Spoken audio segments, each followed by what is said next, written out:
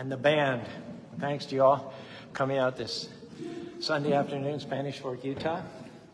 Is our email address for comments, correspondence, and questions. Downstairs at the feast also, we like to go around from table to table, ask if you have any questions as well. Website is there.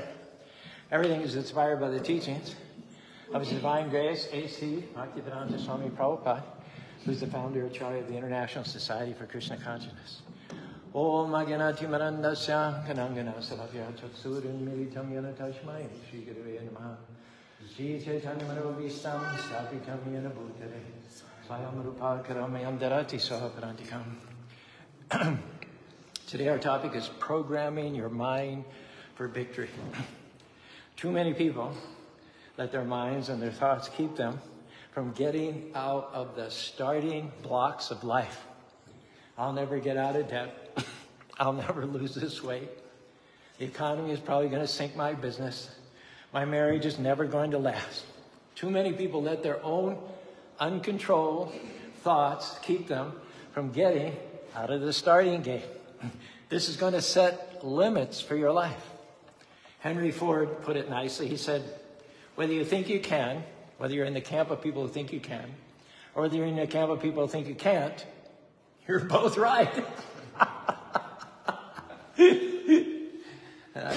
You think you got it bad? Well, here's a picture of Nick Vujicic, Australian-born, wrote a best-selling book called Life Without Limbs, Life Without Limits. He markets a very popular DVD for young people entitled, this is a pretty typical Australia title. I lived in Australia for 5 years, so kind of rings authentic. The title of his DVD is, I'll say it in Aussie if I can, no arms, no legs, no worries, mate. And beside him in this picture is Bethany Hamilton. She lost her arm due to a shark attack at the age of 13. She was back surfing 3 weeks later, 2014. She took first place in the Surf and Sea Pipeline, 2009, second place in the World Championships, 2002, first place in the National Champion Scholastic Surfing Association Junior Championship. She wrote an autobiographical book called Soul Surfer, and there was a film made of the same name. You probably, hopefully, feel less sorry for yourself right now. Our attitude should be, today is going to be a great day. Favors are chasing me down. Blessings are coming my way. And no obstacles too big to keep me from my destiny. Missing arms, missing legs, missing whatever. Krishna and me are a majority.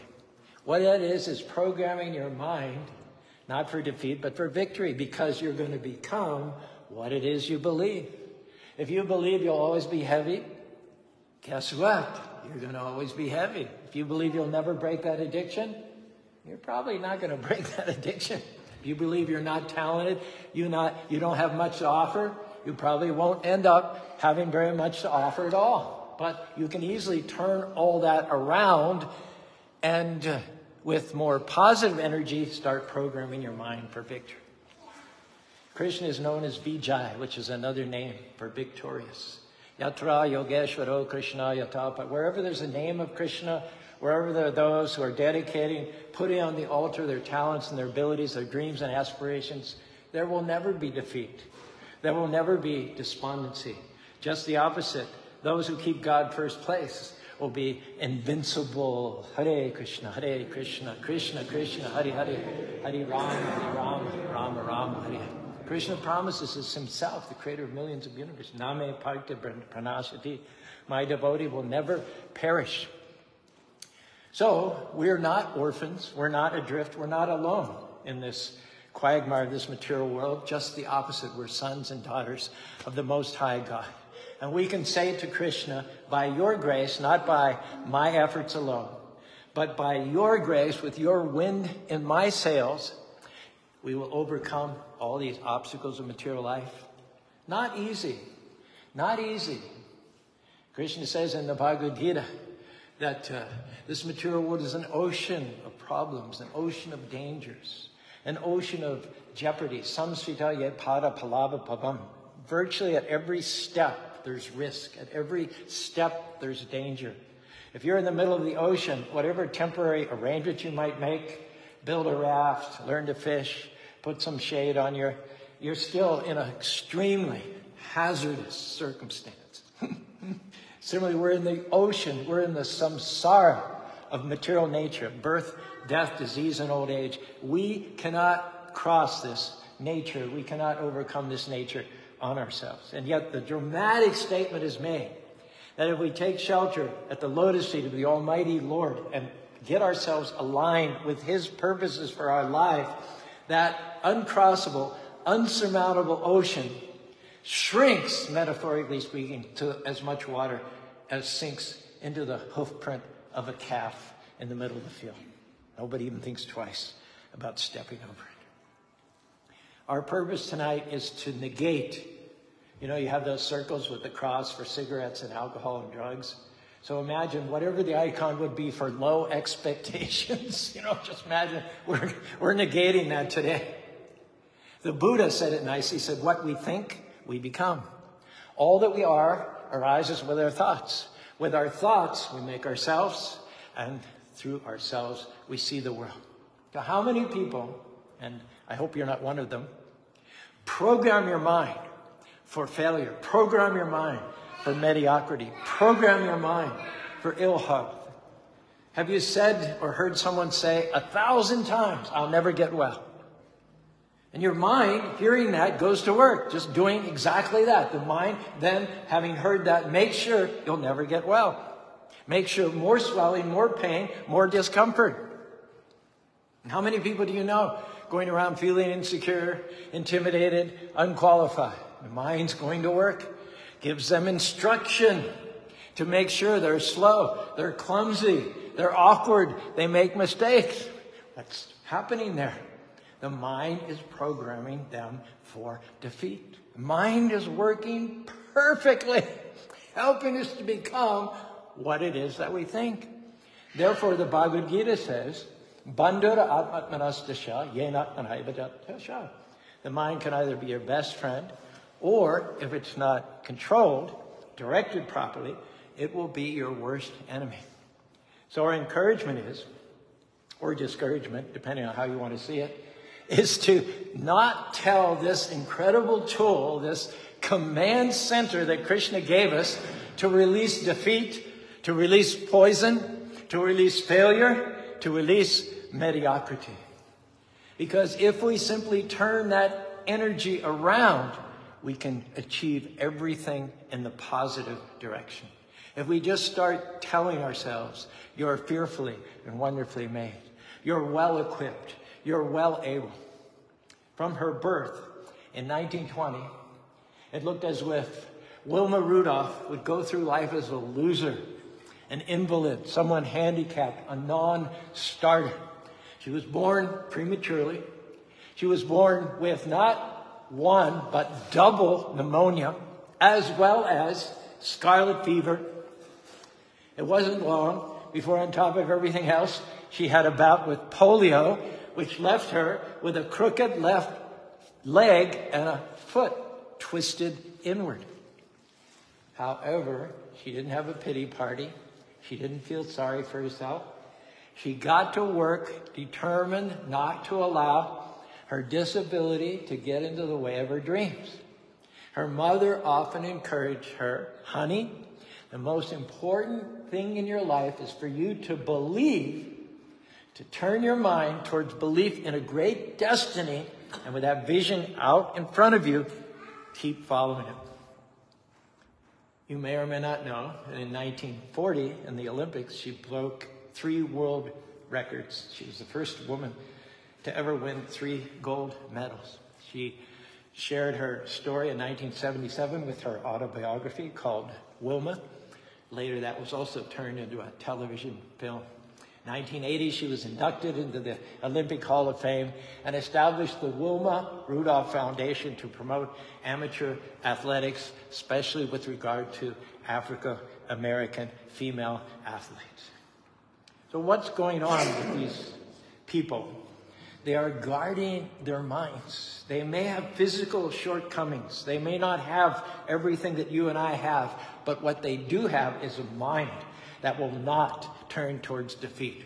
They're sending out to that incredible command center the right instructions. They're not going to send out what they feel at any given moment or what the circumstances seem to dictate at any given moment, but they're going to put out what they believe God says about them, what they believe God created them for. And that is that I am blessed, I am healthy, I am well able, I am free.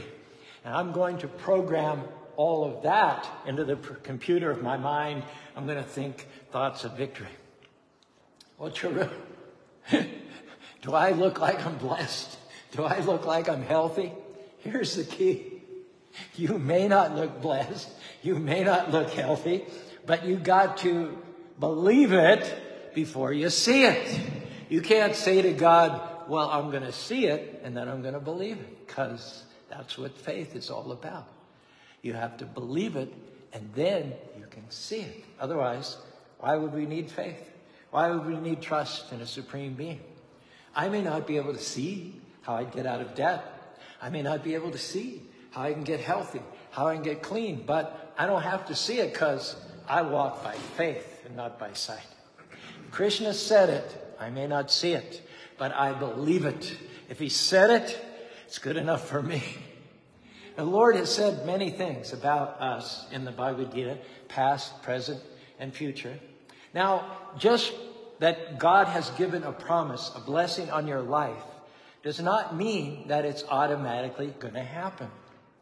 We have to do our part and get into agreement with God. In other words, you may not feel blessed today. There may be a lot of things coming against you with your family, with your finances. Your mind can easily talk you out of it. No way, I'm blessed. No way is that going to happen to me. But you have to have a certain boldness. Krishna, if you say I'm blessed, then I'm blessed. And when you get into agreement with Krishna or God like that, that allows him to then release the promises which already have your name on them. He can pull those gifts from the unseen spiritual world into the physical realm. Prabhupada said these words here: the mind is not to be killed. Mind or desire cannot be stopped. But to develop a desire to function for spiritual realization, the equality of engagement by the mind has to be changed. The mind is the pivot of the active sense organs, and as such, if the quality of thinking, feeling, and willing is changed, naturally the quality of actions by the instrument and the senses will also change. Imagine a crown on each and every one of your head. Not a crown of defeat, not a crown of thorns, not a crown of mediocrity, but a crown of Krishna, God's favor. Now, in order to manifest that crown, live up to that crown, you're not supposed to go through the day thinking, why do I always get the short end of the stick? Why do I get all the bad praise? Why does nothing good ever come to me? When those thoughts come, try an exercise. Try an imagination. Reach out and adjust your crown of favor. Because you don't have to pray for something that you already have. If you already have it, if it already has your name on it, you just have to act like it's true. You are talented. You are strong. You are redeemed. Not one day, not in the sweet by and by. No, you are already created as more than a conqueror. There's these billboards recently in Utah. There's, 1 in 5 people the government has money. It has money with your name on it. You've seen those billboards, right? There's money with you. All you have to do is show your ID, show your name, and then they give you the money that's some or other you didn't know you had. That's all you have to do. You don't have to qualify. You don't have to jump through any hoops. All you have to do is show your driver's license, show your identity, and those things automatically accrue to you. So they don't become yours when you pick them up. They are already yours. It's not will call. There's no late charges. There's no shortages. It's not limited to the first 100. Now, the nature of Krishna's warehouse is not that 1 in 5 people have something in their name. It's that every single one of his created children has unlimited, innumerable gifts, talents, and abilities. And the more of these that you claim from this warehouse, the more your gifts, talents, and abilities increase. The more you take, the more it fills up. So our attitude should be just going in there with a wheelbarrow, with a truck, and plunder that warehouse for the things that have our name in it. And as soon as you take one thing out, 2 things will appear. As soon as you write one song, then the lyrics to 2 more songs will come to you. As soon as you write your first book, you'll get ideas for your second and third books. As soon as you make your first $1 million and give 10% to Krishna, then you'll make your second $1 million. Everything is already arranged. We just have to do our part. That's all. Rise up. Rise up. That doesn't sound a lot better than looking down, feeling all sorry for yourself all the time. Because it's your time. It's your season. But you have to claim it. You have to start acting on it. You may not see a way, but if you can conceive it on the inside, one day it'll manifest on the outside. If you prosper in your soul on the inside, then it's only a matter of time before that prosperity manifests itself on the outside. Temples, festivals, radio stations, feasts, friends, family, career, occupation. Never say, I'm going to do this, or I'm hoping one day that if everything works out, if everything lines up, if all the stars are in the right places, then I'll step out to accomplish my God-given dreams. No, right now, you need to step out. Because right now, Krishna declares you as victorious, blessed, and prosperous. Mukam karoti vacharam pangam layate ginam yakripatam ambade sri gurundinatarinam. You would think at the end of life, when decrepitude sets in and the mind becomes feeble, that's pretty much all she wrote. It's time to retire, sit on the sidelines, take our pension, play golf, RV, do something meaningless, obscene, and ridiculous. But here's the example of Krishnadas Kaviraj Goswami. He said, Ami vida jarata la likite kamare manukiche manashmane, likena paye na shravanaside na deki na sayane. He says, I can't walk properly.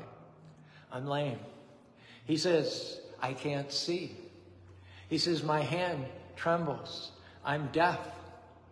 It's true, he'd written many devotional classics 500 years ago there in Bengal. But he hadn't written anything in over 20 years. And he was in the autumnal years of his life. He never thought that he would ever have it in him to write another book. And yet, the devotees came to him and they said, we need a biography of Lord Chaitanya Mahaprabhu. And you're the only one qualified to write it.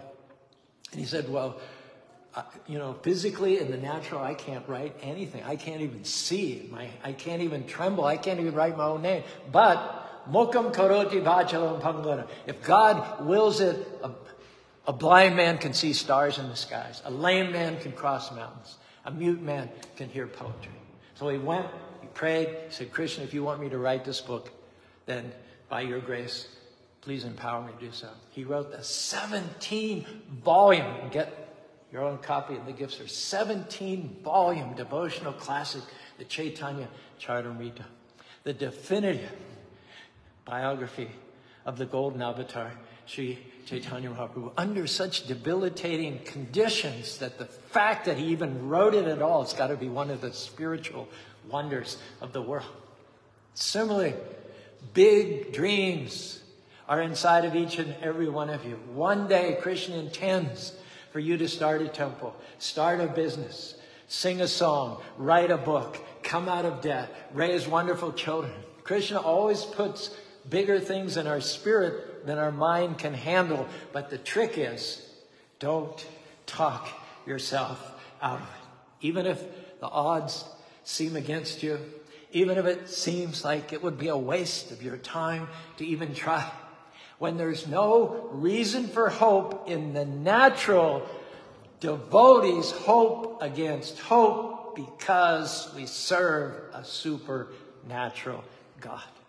Because we're not moved by what we see, but we act on what we know.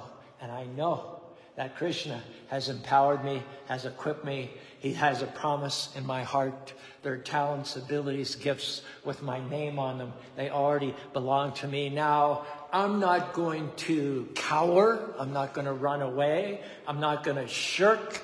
I'm going to do my part, start acting like it's true, start talking like it's true, start thinking like it's true, start planning like it's true, and even start dressing like it's true. I don't know if you know this, but there's a prospecting store in Spanish Fork. Did you know that? It doubles as a key place.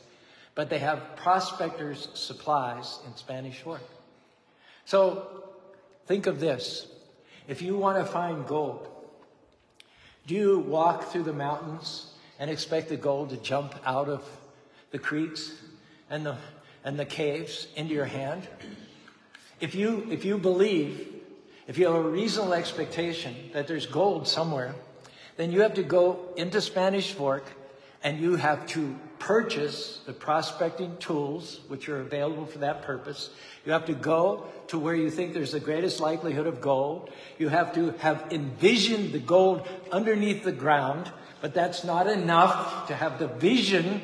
You have to get the equipment, the tools, and you have to uncover it. It's not really that difficult. Gold's there. The tools are available.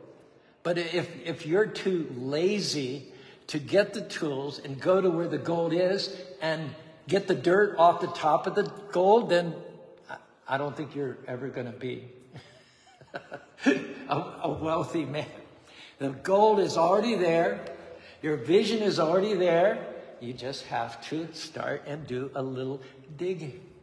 Similarly, our purpose this evening is to expand your consciousness to all the possibilities in your life.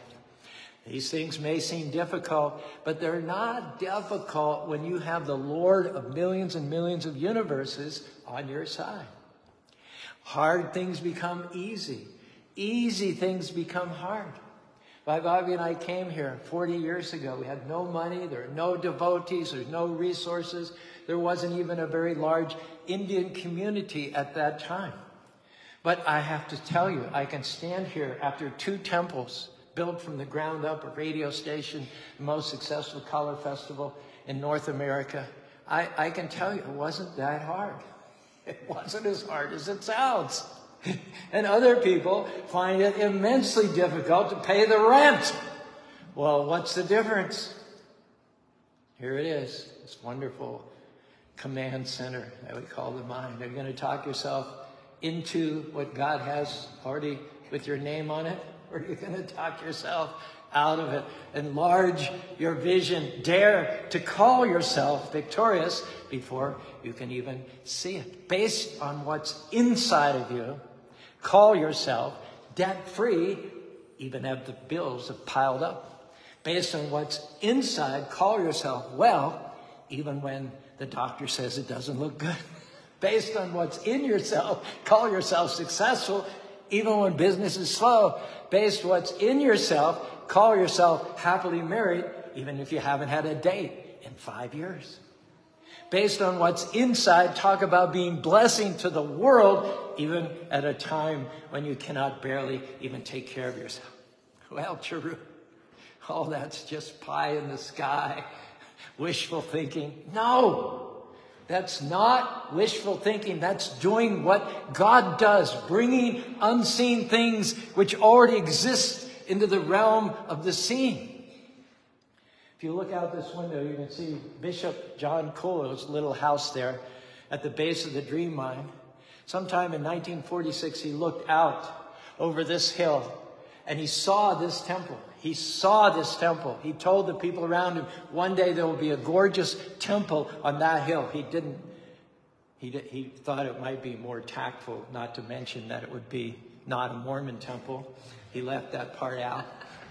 But he saw the temple. The temple was already there. We didn't create the temple. The temple was already there. It had our name on it, had your name on it. We just brought it from the unseen to the seen. That's what God does. Let there be light. Aham sarvasya prabhava. Yeah, people in Los Angeles, where we were serving before we left there and came to Utah, they thought we were out of our minds. And it's true. We were out of our minds. That was a good thing. We were out of our natural, materialistic, limited minds, and we had put our minds into the unlimited realm of faith, into the realm of God-given dreams. In June, just 2 months from now, will be the 23rd anniversary of the opening of this temple here in Spanish Fork, Utah. So our encouragement today is your mind can be your best friend or your worst enemy. Talk victory into your mind. Program your mind for victory. If you do this, there are blessings. There are dreams which will come to fulfillment. There's peace, prosperity, happiness, meaningfulness, purposefulness in your life, this life, and next life, you'll go back to home, back to God. If any of that makes sense to you, resonates with you, you're welcome to raise your hands along with me. And the words are right there. Hare Krishna, Hare Krishna, Krishna Krishna, Hare Hare, Hare Rama, Hare Rama, Rama Rama, Hare Hare. Thank you. I hope you had as much fun listening to that as I did giving it. And the real fun begins when we put these principles into action. Is that all right? Okay. So let's all stand up, and Jai Krishna will blissfully lead us in some chanting.